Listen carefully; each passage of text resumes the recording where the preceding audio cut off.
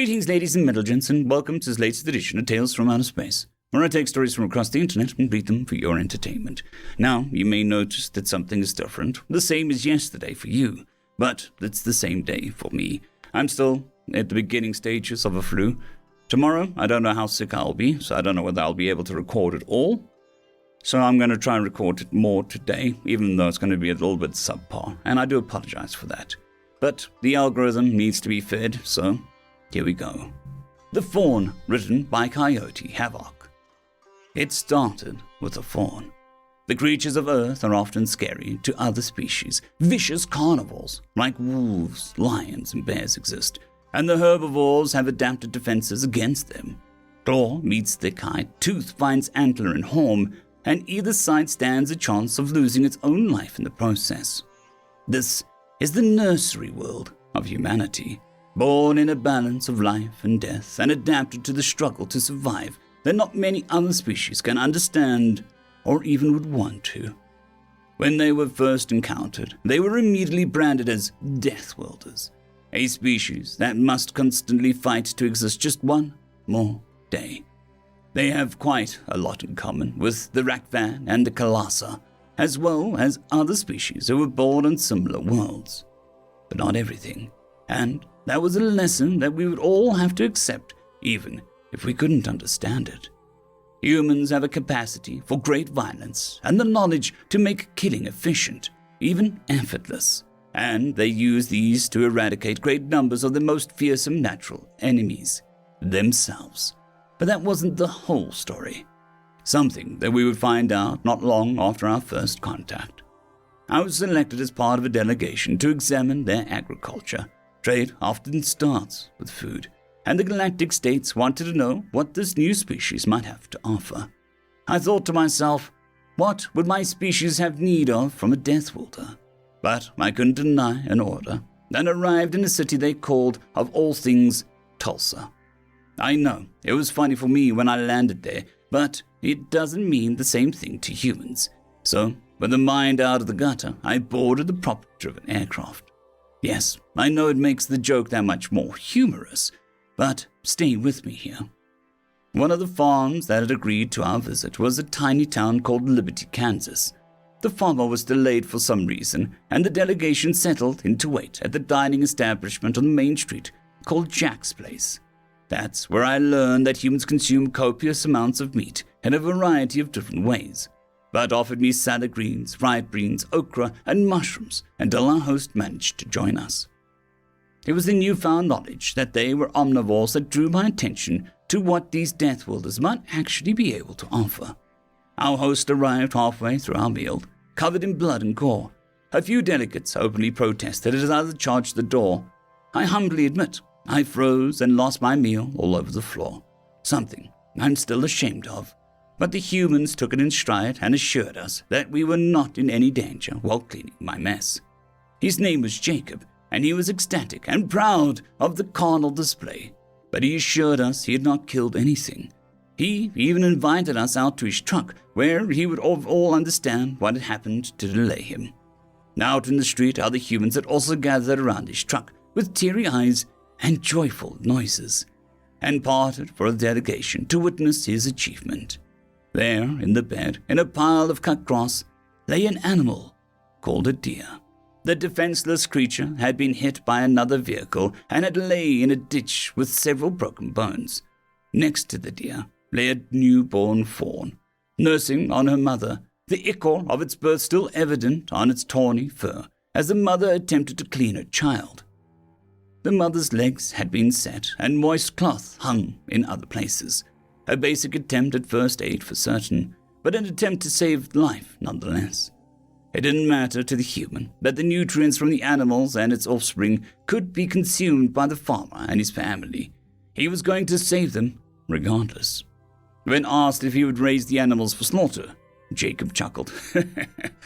As a former farmer, a deer is my worst enemy. If I tried to raise them for food, they'd only eat the crops and run off when they're ready, and have nothing left. Then why save them? I asked, confused. I'm not a smart man. You can ask my wife, but it doesn't feel right to let something die without a chance to live, Jacob said. That's when I knew they weren't Deathworlders. The Colossi would have eaten the injured mother and Fawn without a second thought. The rack van would have left them to die to prevent their weaknesses from remaining. My own species would have waited for both to pass and returned them to the dirt.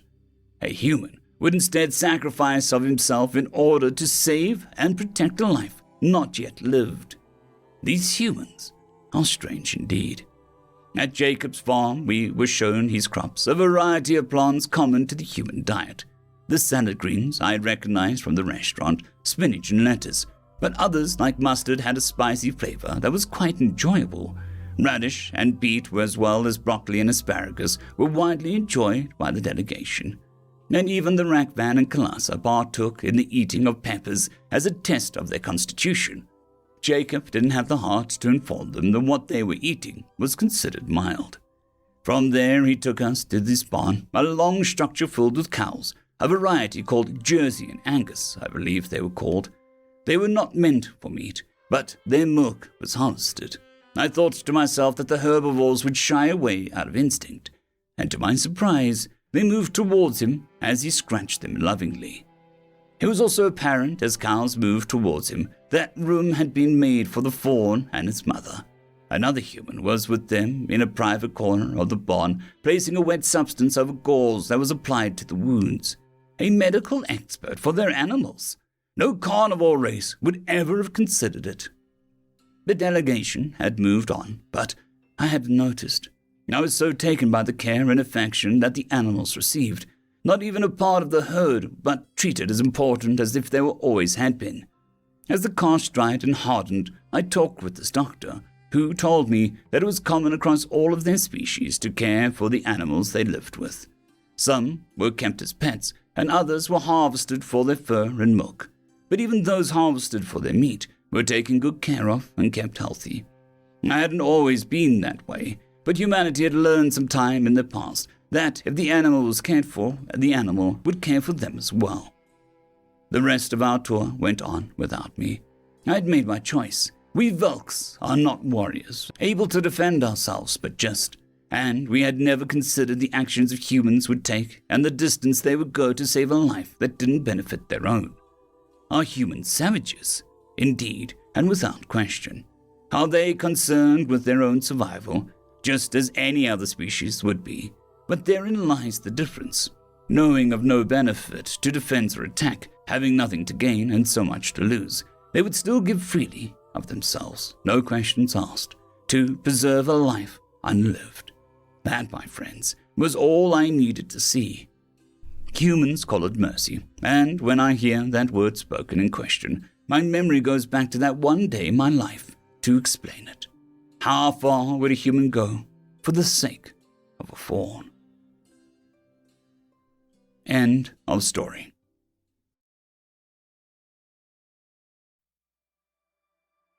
Story number 2. You mean you didn't know? Written by WegianWarrior. Josh, first engineer, second in command, and half of the crew of the scout ship, was engrossed in an Indolarian audiobook when he was interrupted. Josh paused his book, straightened up, and looked across the small bubble towards his feathered companion. Yes, Babong, I'm just getting to the good part too. Those tapes rot your brains, friend Josh. Anyway, I was looking through these medical scans you got me from the Terra network, and I'm puzzled. Josh sighed and stretched, joints cracking. Yes, well, Babong hesitated, mouth tendrils moving as he sought for words. You're not very well put together species, are you? Josh hesitated. He knew meaning didn't always translate well between species, but that was an odd statement from a friend who looked like he had been assembled from bits of leftover. I'm not sure, Josh ventured, that I grok your meaning.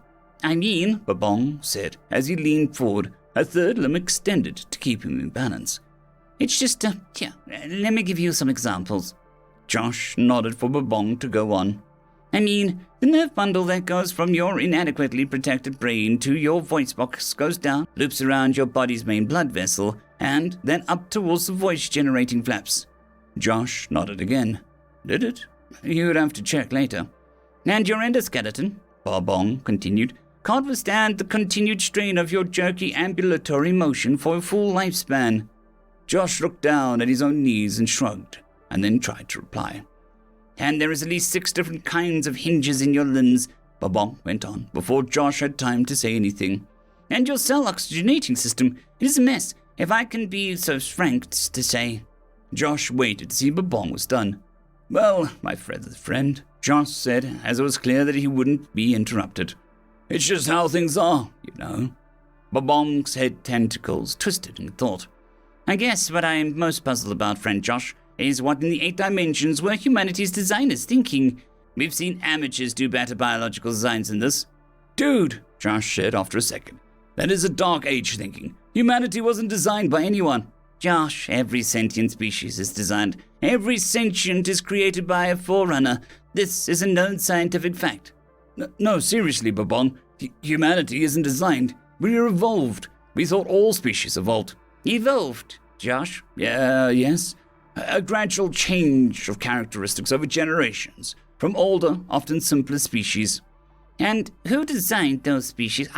I got you there, Josh. No, Babong. Those species evolved too, all the way back to the primordial goo. It's survival of the fittest and all that. We got the fossil records to prove it. From the set of his feathers and the stiffness of his tendrils, it was clear Babong was waiting for Josh to crack and admit it was a joke. Look, I'll send you some of the links for the Terra network. Let's see the evidence with your own 6 eyes. Several hours later, Babong finally looked up from the terminal. And here the consensus was that Terran life forms were similar because your designers were, no offense, lazy and unimaginative. You mean you all didn't know about this stuff? This is pre-spice flight knowledge. Heck, it might be pre-atmospheric flight for all I know. Babong just sat quietly, looking over at Josh. What? Babong leaned forward, deep in thought. Babong, why are you staring at me like that? You know a friend, Josh? Yes. I have to say, this explains a lot. End of story.